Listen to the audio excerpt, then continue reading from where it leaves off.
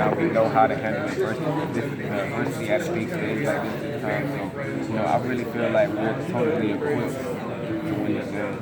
When you think about how far you've come in your football journey, being there in Orangeburg, where you're at, you mentioned, where you at when you started your Clemson career, and now you're all ACC and you're 4 quarters away from putting yourself in history here at the school. Where do you view what you've been able to do and accomplish here? Man, I feel great about it, but it definitely was a team effort with me. Like the old people say, it takes a village to raise a child.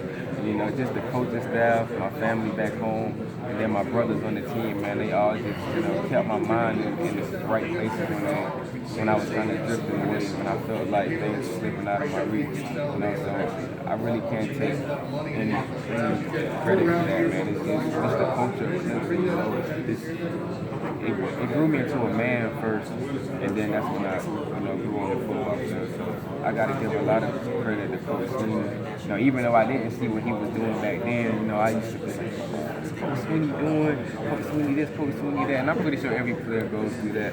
But, it definitely was a blessing in disguise for me, and it turned out, to be a pretty good situation. Now that you're at the end of that situation, what's going through your mind? What are the things you're thinking about? It really hasn't even hit me yet. This is my last college game. It probably won't hit me until after the game. Because right now I'm just thinking about winning the game. So I really honestly can't even see past that game. That's all I see right now, national championship. So I haven't really thought about the after yet.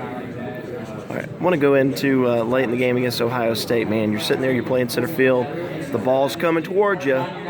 You got it, you're tracking it, and Van swoops in. What's going through your brain? Bro, I was so mad. I'm like, if y'all go back and watch the film, you actually see me like, what the? Then he just takes off running. So now I'm calling him stupid. I'm like, bro, you stupid. You take running with the ball.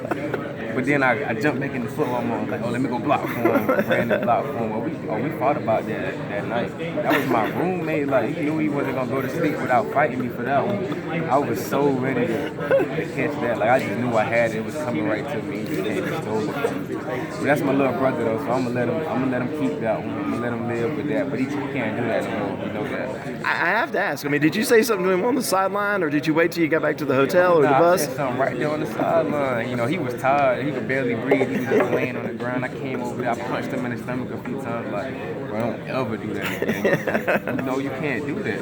You just can't do that. You can't take a pick away from a DB. That's what we live for, getting picked. And I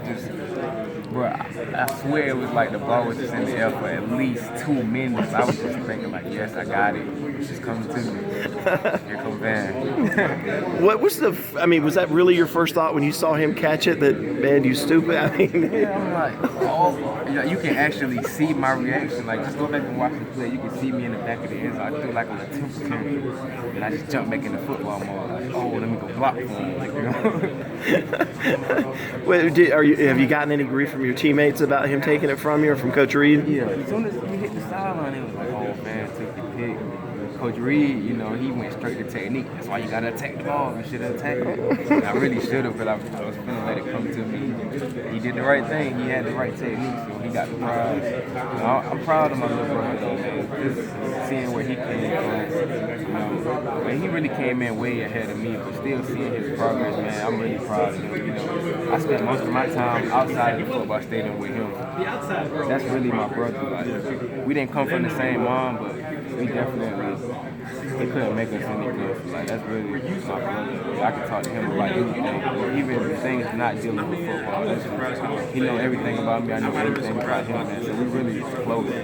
But he still can't do that anymore. He still can't take a pick for a giant like that. Is that part of your success this year? Is the fact that you guys can communicate and are that close? Yeah, I really think so, man. Just the chemistry we have back there. We can relate things to each other without even really saying it. I can just give him a little hand nod. He'll know exactly what I'm saying.